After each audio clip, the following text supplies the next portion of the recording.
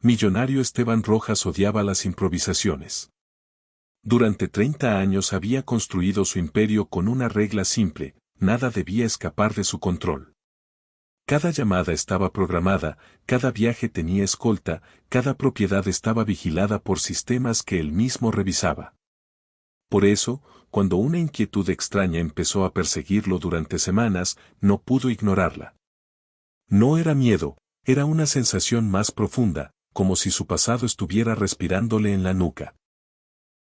Aquella mañana canceló todas sus reuniones sin dar explicaciones, tomó las llaves de su auto, algo que no hacía desde hacía años, y condujo solo hacia su casa de campo.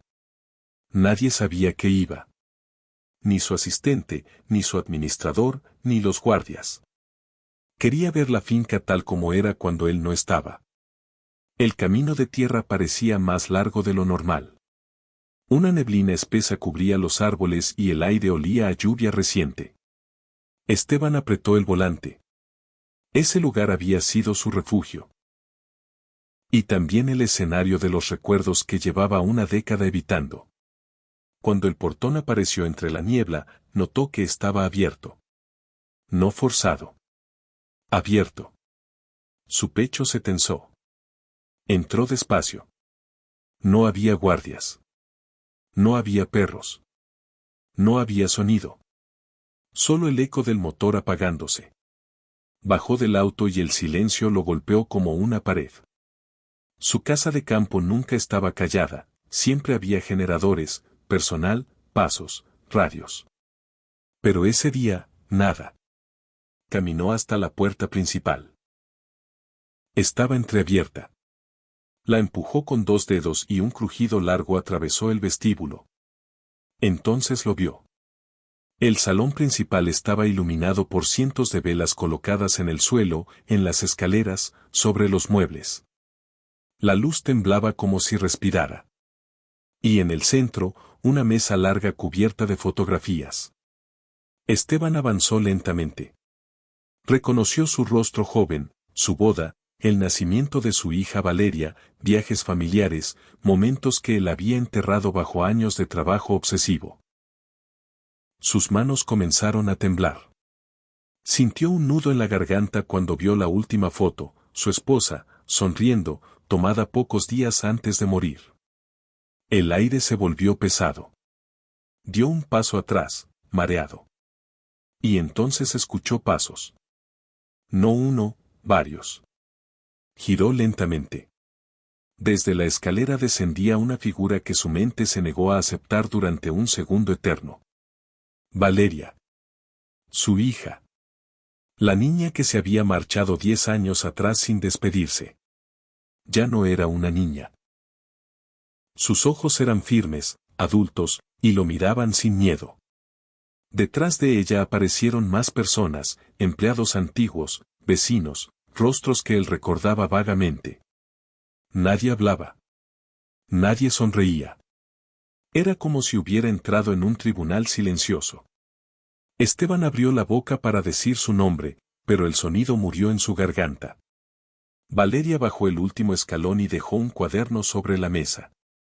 Un cuaderno viejo, gastado, imposible. Él lo reconoció al instante. Era el diario de su esposa. El diario que él creyó destruido la noche que cambió su vida para siempre. Sus piernas se debilitaron. El corazón le golpeaba las costillas. Valeria levantó la mirada y dijo una sola frase, con una calma que lo destrozó más que un grito: «Papá, hoy vas a escuchar la verdad». Y en ese momento, Esteban Rojas, el hombre que nunca temblaba, el hombre que dominaba salas enteras con una mirada, sintió que el mundo se inclinaba bajo sus pies. Casi se desmaya. Porque entendió que no había regresado a su casa, había regresado a su pasado. Silencio después de las palabras de Valeria fue más violento que cualquier grito. Esteban sintió que el aire no entraba en sus pulmones.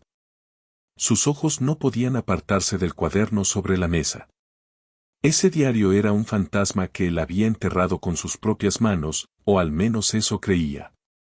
Valeria lo abrió con cuidado, como si estuviera manipulando dinamita emocional. Las velas chisporrotearon suavemente. Nadie en la habitación se movía. Cada respiración era audible. Entonces ella comenzó a leer. La voz le salió firme, clara, pero con una vibración profunda que revelaba años de dolor contenido. Las primeras líneas parecían inocentes, recuerdos de familia, pequeñas alegrías, la esperanza de que Esteban trabajara menos y volviera a ser el hombre del que ella se enamoró. Pero página tras página, el tono cambiaba. El diario hablaba de discusiones nocturnas, de gritos ahogados tras puertas cerradas, de decisiones financieras oscuras que la esposa de Esteban había descubierto por accidente. Nombres de empresas fantasma. Transferencias millonarias. Amenazas veladas. Esteban sintió que el sudor le corría por la espalda. No miraba a nadie. Solo al suelo. Cada palabra era una aguja clavándose con precisión quirúrgica. Valeria levantó la vista un segundo, observándolo, asegurándose de que escuchara cada sílaba. No había odio en su rostro. Había algo peor, una tristeza madura, irreversible. Cuando siguió leyendo, la habitación se volvió aún más fría. El diario describía la noche final. La discusión que nadie más conocía. Su madre había descubierto una operación ilegal tan grande que podía destruir el imperio de Esteban. Ella no quería denunciarlo, quería que se detuviera. Que confesara. Que eligiera a su familia. Pero él eligió el poder. Las palabras escritas temblaban incluso en la tinta. Hoy vi a un hombre que no reconocí. No sé si todavía es mi esposo, o solo un extraño con su rostro. Un murmullo recorrió a los presentes. Esteban cerró los ojos. Esa frase lo atravesó. Recordaba esa noche con una claridad cruel, el vaso rompiéndose, su voz elevándose, el portazo. No la tocó, pero la dejó sola, llorando, temblando, sabiendo demasiado. Horas después, ella cayó por la escalera. Accidente, dijeron. Tragedia doméstica. Fin de la historia. Pero el diario contaba otra verdad. Ella había estado aterrada. Y el miedo también mata. Valeria cerró el cuaderno lentamente. El golpe seco de la tapa resonó como un veredicto. Caminó alrededor de la mesa y se acercó a su padre. Esteban levantó la mirada por fin. Sus ojos estaban rojos. No por rabia, por vergüenza. Quiso hablar, defenderse, explicar que nunca quiso que muriera. Pero entendió algo devastador, la intención no borraba la consecuencia. Y su hija había vivido 10 años con ese vacío. Valeria sacó un sobre del bolsillo y lo dejó frente a él. Documentos legales. Escrituras. Contratos. La finca ya no era suya. Ella la había comprado en silencio, pieza por pieza, usando empresas que él jamás sospechó. El símbolo de su poder ahora pertenecía a la persona que más había herido. Esteban soltó una risa quebrada, casi inaudible. Era irónico. Todo su genio financiero, derrotado por su propia hija.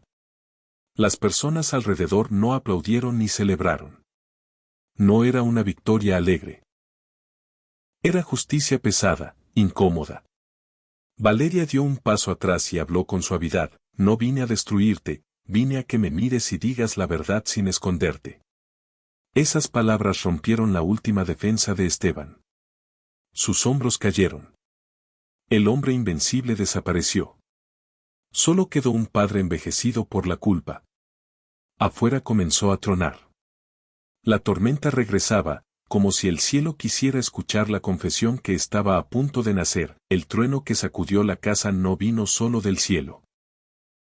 Pareció nacer dentro de Esteban. Sus rodillas cedieron y tuvo que apoyarse en la mesa para no caer. El salón giraba lentamente, como si el mundo estuviera reajustándose a una verdad demasiado grande para sostenerse en silencio. Valeria no se movió. Lo observaba con una mezcla de firmeza y fragilidad, era la mirada de alguien que llevaba años preparándose para ese instante y, aún así, no estaba lista para el dolor real de vivirlo. Afuera, la lluvia comenzó a golpear los ventanales con furia, y el sonido rítmico se convirtió en el único testigo del momento en que Esteban finalmente habló. Su voz salió rota, áspera, irreconocible incluso para él. Dijo que nunca planeó matar a su esposa. Lo repitió varias veces, como si la repetición pudiera limpiarlo. Pero cada intento de justificarse se deshacía en su propia boca. Admitió que la amenazó. Admitió que eligió su imperio sobre su familia. Admitió que la dejó sola esa noche sabiendo que estaba aterrada. Las palabras cayeron pesadas, y cada confesión parecía apagar una vela invisible dentro de él. Valeria escuchaba sin interrumpir. Sus manos estaban tensas a los costados, los nudillos blancos. No lloraba. Eso era lo más devastador. Esteban hubiera preferido gritos, insultos, golpes. Pero ese silencio adulto, esa contención, era el reflejo exacto de todo lo que él le había robado, una infancia sin miedo. Cuando terminó de hablar, el salón quedó en calma absoluta. Incluso la tormenta pareció retroceder un segundo. Esteban levantó la vista buscando algo, perdón, odio, cualquier reacción, pero encontró algo que lo destrozó, compasión. Valeria dio un paso adelante. Sus ojos brillaban, no por debilidad, sino por la fuerza de alguien que había sobrevivido a la verdad. Sacó su teléfono y le mostró la pantalla. Toda su confesión estaba grabada. No lo hizo con triunfo. Lo hizo con tristeza. No quiero destruirte, dijo en voz baja. Quiero que lo que pasó, exista. Que no vuelva a esconderse. Esas palabras atravesaron a Esteban con más fuerza que cualquier amenaza legal. Por primera vez entendió que su hija no buscaba venganza, buscaba liberarse. Y la única manera era arrancar el secreto de raíz. Él asintió lentamente. Sus lágrimas cayeron sin resistencia. Lloró por su esposa, por su hija, por el hombre en el que se había convertido. Lloró como alguien que despierta después de una vida entera dormido. Las personas que estaban en la habitación comenzaron a retirarse en silencio, uno por uno, dejando a padre e hija solos frente a la mesa de recuerdos. La lluvia seguía cayendo, pero ya no sonaba violenta. Sonaba limpia. Valeria se acercó lo suficiente para tocar su mano. El contacto fue breve, casi frágil, pero suficiente para cambiar el aire entre ellos. No era perdón. No todavía. Era reconocimiento. Era decir: te veo como eres, no como fingiste ser. Y en ese pequeño gesto, Esteban sintió algo que no había sentido en décadas, alivio mezclado con terror. Porque aceptar la verdad era el primer paso, pero también significaba enfrentar lo que vendría después. Y esta vez, no había dinero, ni poder, ni influencia que pudiera protegerlo. Solo quedaba el amanecer y la justicia.